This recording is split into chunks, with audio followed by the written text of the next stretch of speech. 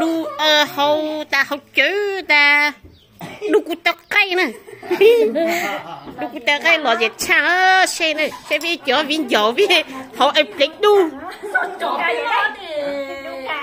วันเดียวดูจะเขาเจ๊จะรับเล้งดีดูจะเขาเจ๊จะเล้งเลยก็จอกก็ห้องก็แต่กูจะกูเขาเจ๊นะจอกกูนะดูเลี้ยงกับเอาแต่ตอนเดียวกูเจ๊กูก็ตาเด็กล็อกข้อเจ๊หรอกูจะกูล็อกข้อข้อหล่อจีช่างจานเด็กข้อเล้งสู้เขาจะตอบเจ๊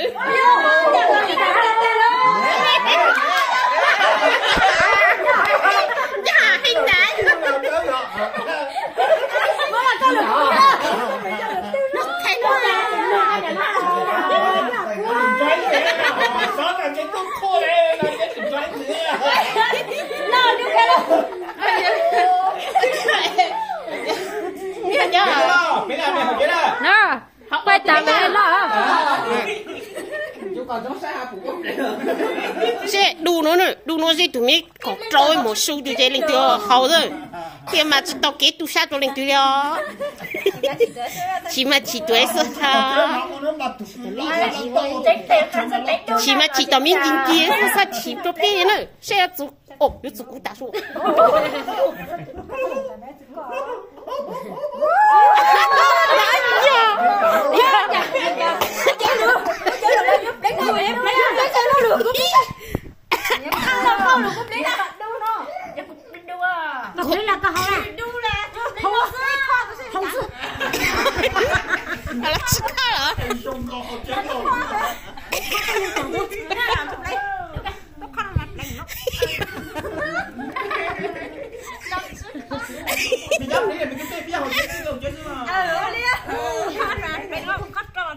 còn mỗi trang coi con đừng có hói con sao một cho cua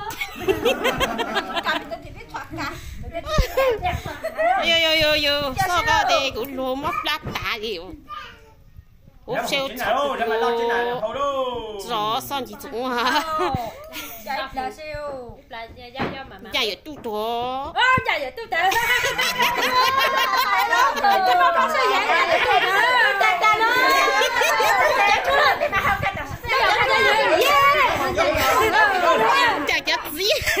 dạ gì học chữ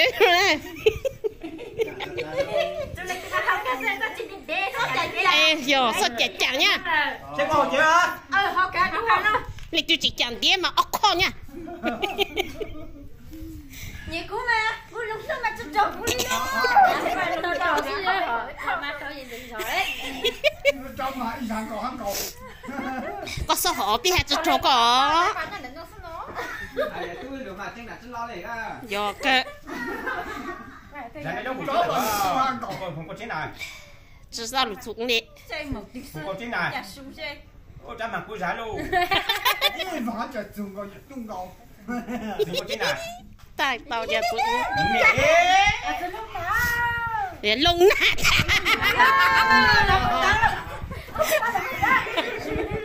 nung mấy hả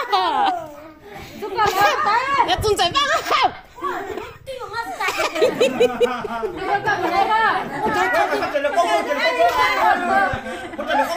có chơi là có vậy tôi đùa nó tụi con mà cái con chơi là có lủng mà tụi只那只老厉害的，有老有好干。ôi lâu à ôi lâu à lâu sao bỏ bùa lâu à ôi lâu à còn cho cái hậu bố hậu à còn cho cái hậu cũ gà ai áp khao rồi đi gà bố đó à bố đó cái dạng cái đó bố mới đâu ôi lâu sang cái gì cho bố chứ tôi học bố mà lo con lo đây giờ sao mà ta chiều sớm lót ở trên này có chứ hậu rau kho chưa rau chỉ nhặt của con nó khó khăn quá cú này cái dạng chẳng rồi nó chỉ kho rồi đã chơi kho đã khang ngồi lúc nào có đủ cú rồi tôi ở mình mất tiêu rồi là biết cái gì bây giờ mình đưa vào họ khó giờ không biết đâu này đó học chính mình con chuyện chuyện từ họ nè ít chút học rồi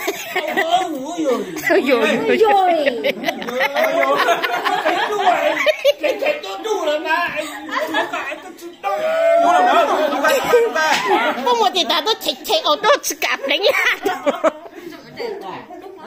rồi chúng có bạn đủ tìm đến đây chơi chơi luôn tao cái của tao cái ý dạng đó chú là chính mình để ăn cái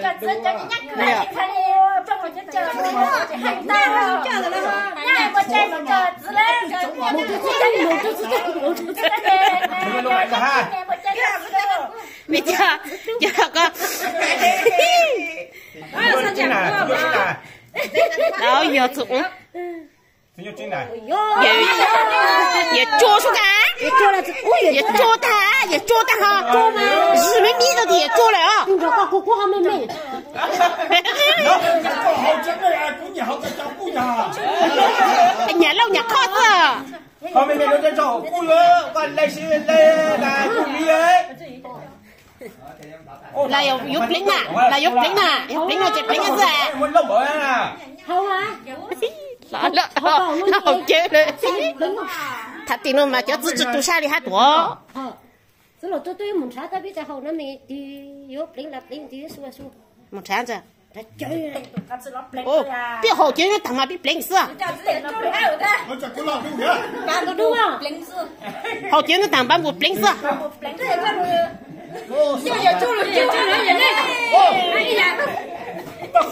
có bút xích in dân ha. Đâu ra thế là đâu học chữ này chứ không ra. Đó là nó đi. À, lúa tí nó xuống à. Giờ cho. Giờ cho nó đây. Giờ cho nó mình đâu vậy cho đây giờ cho nó luôn. Ôi sao sao sẽ chẳng đi tí xí. San chẳng của. Tôi nhớ lúc này. Tôi nhớ lúc này. Tôi ta là chính này ô. Phải tôi ra chụp luôn. Đây. Thôi chứ. Chết nó mà đánh. Ra đây chính này là hồ á. Ra chính này là hồ ơi. Là hồ biết khó thôi. Chẳng biết khó là gì, block khó. Block khó thì mơ. Chỉ khó là biết khó. Block khó à? Block khó. Biết khó à? Block khó. Ô lên nữa gì hả? Là hồ tôi đang bỏ chơi à? Lấy tầm ra. Cho các anh tụi học kìa. Lấy tầm ra rồi. Đua con chứ. Đúng à? Sao chúng ta thì đó? Chúng tôi sáng ngố. Cái là có chú tài thì sao? Còn nó tới nhau ơi. Chẳng có tới nó cả không. Cái chắc chắn nhá. Tôi nhà lúc đó là tới luôn đi. Tới đây rồi chúng nhau là tới nhau. Thằng dân chơi giờ tôi còn lúng lúng thằng. Chẳng à. Lúc này có chú lo đâu. Chúng ta lên à. Đó thì giọt. Cô nhớ nó cho nữa. Giọt hả? Dạ có. Sao vậy? Dạ bố xí thấy chẳng xuống à. Thế nào quá.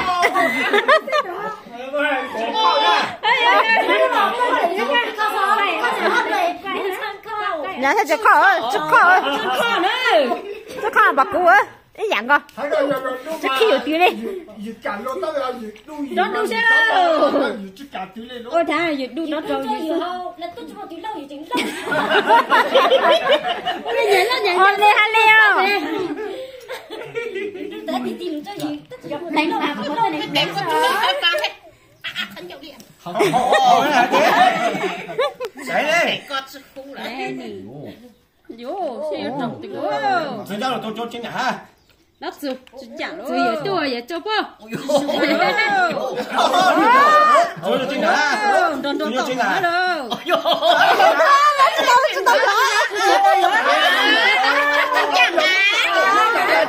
Dân tự chắc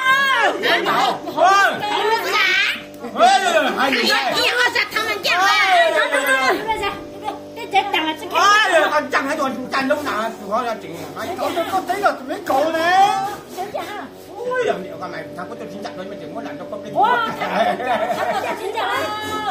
Có có sao ta là tôi tỉnh có. Chúa bây giờ biết đúng cho thế lo tụi nó mất cái là cái quan trọng chứ. Ta chắc cũng chỗ. Cái mà cái mà sao ta thì vậy đâu á. Phải có tao chỉ giờ cho mày mới. Đây hả? Gạt thôi. Nó đủ à. Ô, chả mày chừng cho trên nặng ha.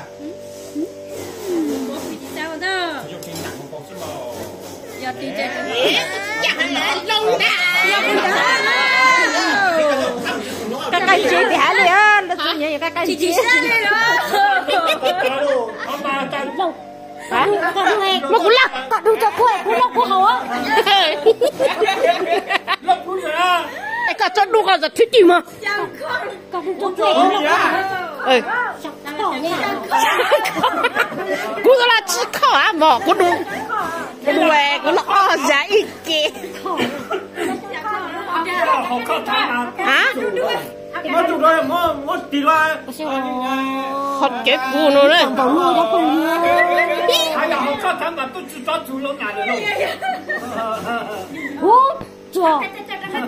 Em chỉ cho đu cho tôi chả để lo gì khó. Con ấy là nó chủ này. Nào cho được chắc thôi đấy. Lúc à. Đúng xe.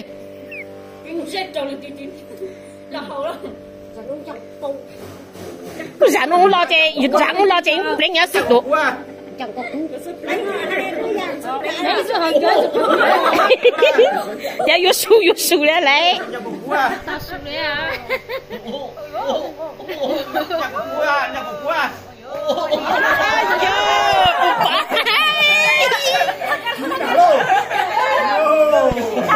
Cái hỏi sao? Nó không chơi không sao? Đánh ra. Mày cho nó có lọc đánh thì một chân hả có? Cho được không? Lột tôi chụp cái lửa một chút lột nó chơi đúng cả.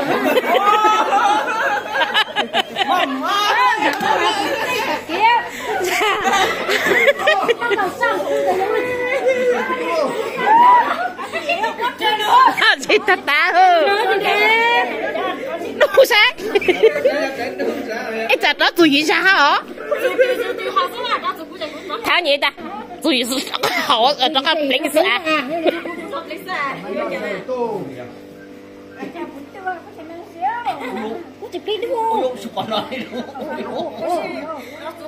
Đọc co mà thiếu lọt dưới cả. Xe tôi xuống đó mà chỉ có bên dính lửa ha ở đây cả.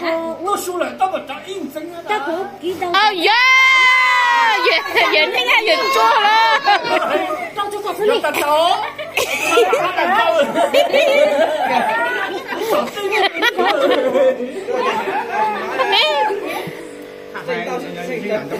Chuyện đâu chuyện chết luôn. Chuyện này gì á? Cũng chị cũng không đâu sẽ cho có lời cho có tiếng đâu tôi.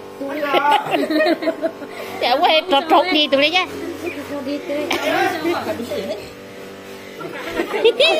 Có chú chơi một có chứ nữa, tao có khách khí.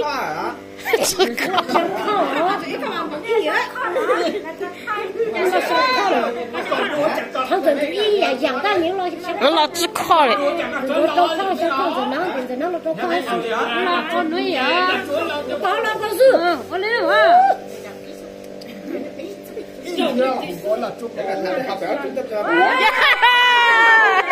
Chẳng có ít nè.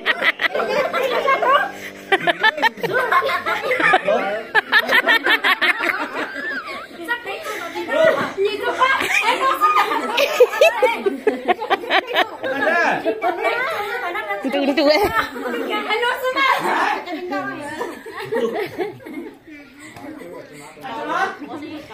Trot đu xét, trot đu trot.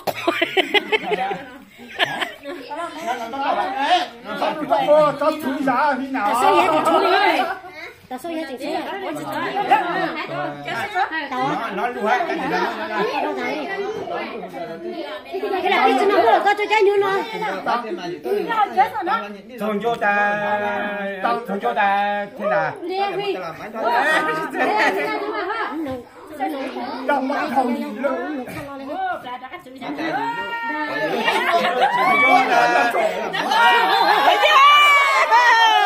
Dạ thiệt dữ à.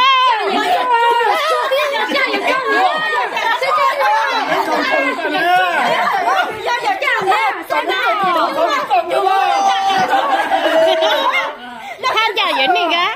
Sao? Chào vậy cô cá.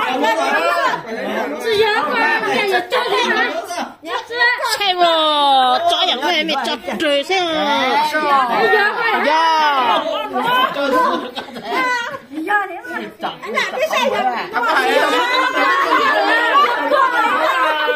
Tao đến không khó.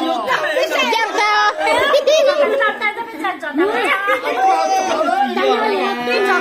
Sao vậy chứ cái trả lời không cả.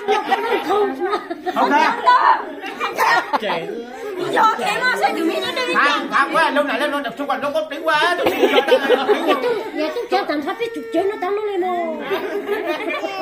Chú nó tiếng quá. Cũng có sao Đã chưa? Chẳng có chua. Tao không trả đâu, sao trả đây nè.